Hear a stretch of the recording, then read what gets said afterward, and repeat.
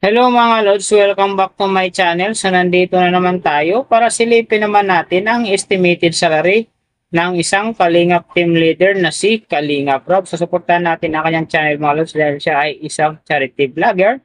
Siyempre isama na rin natin sa pag-support ang kanyang buong team. Pero siyempre huwag nyo rin kalimutan na isama din sa pag-support ang aking channel.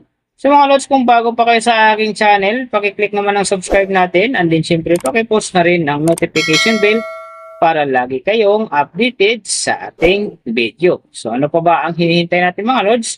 Let's go!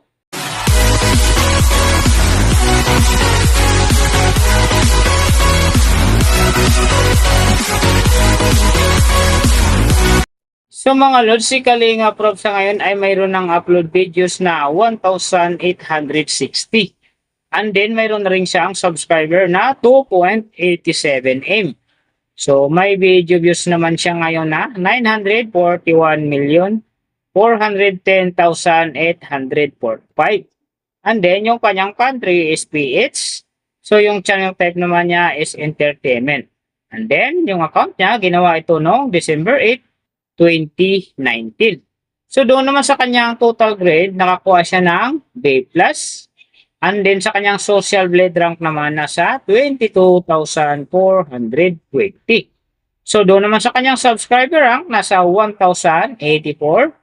And then sa kanyang video views rank naman nasa 17,152. So doon naman sa kanyang country rank nasa 86, and then sa kanyang entertainment rank naman nasa 880.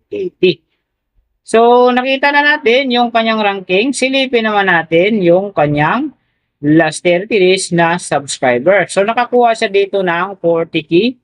Ang hindi lang maganda dito mga Lods kasi ang kanyang percentage bumaba ng 33.3%. So ibig sabihin nun bumaba yung pasok ng kanyang subscriber ngayon kung i-compare natin sa nakaraan niyang buwan. So alam na this mga Kalingap fanatic, fans ni Kalingap Rob mga Lods, so share na natin sa ating mga newsfeed and sa ating mga friends para gumanda uli ang akyat ng kanyang subscriber. So doon naman sa kanyang views mga Lods in the last 30 days, nakakuha siya ng 25.874 views. So hindi rin maganda ang kinalabasan mga Lods kasi ang kanyang percentage dito ay bumaba din ng 15%. So alam na this, share na natin ang kanyang video para gumanda uli ang pasok ng kanyang views. So nakita na natin yung kanyang ranking, last 30 days subscriber, and then yung kanyang views. Silipin naman natin yung kanyang daily summary from subscriber, views, and then yung kanyang earning. So sa kanyang subscriber mga Lods, may nakita ako rito 2 araw na umangat ng tig 10k. Simula noong May 21, nakakuha siya ng 10k. Nasundan naman ito ng May 27, nakakuha ulit siya ng 10k. Kaya ang kanyang subscriber ngayon nasa 2.87M. So doon naman sa kanyang views mga Lods, May 18, nakakuha siya ng 2.2M. And then pagdating naman dito ng May 20, nakakuha siya ng 1.8M. So pagdating naman dito ng May 25, nakakuha siya ng 1M. Saka yung last na medyo maganda sa kanya dito, yung May 29, nakakuha siya ng 1.6M. So sinasabi ko mga Lods, hindi yun ganun kaganda kasi nga ang kanyang percentage dyan ay bumaba ng 15%. So doon naman sa kanyang earning mga Lods, tingnan natin dito yung May 20. So sa kanyang low estimated, nakakuha siya ng 474 US dollars. And then sa kanyang high estimated naman, nakakuha siya ng 7,600 US dollars. So ang mga yan naman mga Lods, daily summary lang, mas maganda kung silipin natin yung naka-round off na from daily, weekly, and monthly para malaman na natin kung magkano na ngayon ang estimated salary ni Kalingap Rob dito sa YouTube. So unahin natin yung kanyang daily average. So sa daily subscriber, nakakuha siya ng 1.33k. And then sa kanyang views naman, nakakuha siya ng 862,470. So doon naman sa kanyang daily low estimated ng kanyang earning, nakakuha siya ng 216 US dollars. So times natin sa 55, mayroon siyang 11,880. And then sa kanyang daily high estimated naman ng kanyang earning, nakakuha siya ng 3,400 US dollars. So times natin sa 55, mayroon siyang 187,000. So yan mga Lods ang kanyang daily average. So, pupunta naman tayo sa kanyang weekly average. So, sa weekly subscriber, nakakuha siya ng 9.33K. And then, sa kanyang views naman, nakakuha siya ng 6,037,290. So, doon naman sa kanyang weekly low estimated ng kanyang earning, nakakuha siya ng 1,500 US dollar. So, times natin sa 55, mayroon siyang 82,500. And then, sa kanyang weekly high estimated naman ng kanyang earning, nakakuha siya ng 24,100 US dollar. So, times natin sa 55, mayroon siyang 1,325,500. So, yan naman mga lods ang kanyang weekly average. So, pupunta naman tayo sa kanyang monthly average. So, sa monthly subscriber, nakakuha siya ng 40K. And then, sa kanyang views naman, nakakuha siya ng 25,874,076.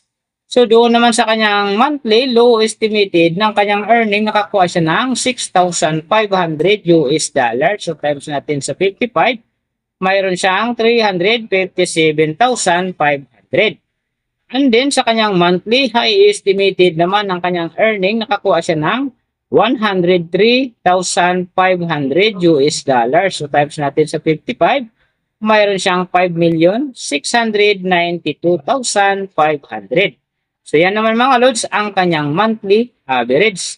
And then, yung nababanggit ko rito or nakikita nyo is pawang estimated lamang yan. Nakabis lang tayo sa Social Blade website. Isang public website na kahit sino pwedeng mag-open para malaman kung magkano na ang estimated salary ng ating mga iniidolong YouTuber, vlogger, or influencer. And then, mga lods, like kong sinasabi, palaging natutupad dyan yung low estimated kasi nga hindi talaga natin kayang i-demand sa ating mga viewers na huwag mag-skip ng ads.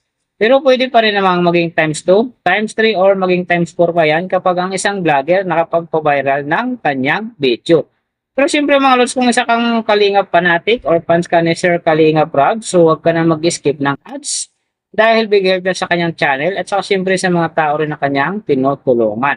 Pero siyempre huwag nyo na rin kalimutan na huwag na rin i-skip ang aking ads dahil big help niya sa aking channel at saka siyempre sa aking pangarap. Sa mga lods, kung nagustuhan nyo ang video na to, pakiclick naman ng subscribe natin and then siyempre pakipost na rin ng notification bell para lagi kayong updated sa ating video. And then, kung mayroong gusto mo pagawa ng video na sim nito para sa inyong mga iniidolong YouTuber, vlogger, or influencer, comment nyo lang sa baba yung tamang detalye ng kanyang channel para ma-search natin kagad at magawa natin sa next video. So, yung mga nag-request na natagalan, paki-message na lang ulit mga lods. Baka natakpan na talaga ng message. So, pasensya na. Huwag kayong mag-aalala. Makikita ko din yan. Hanapin ko ang iba. Pero sana mas maganda. Mag-message na lang kayo ulit.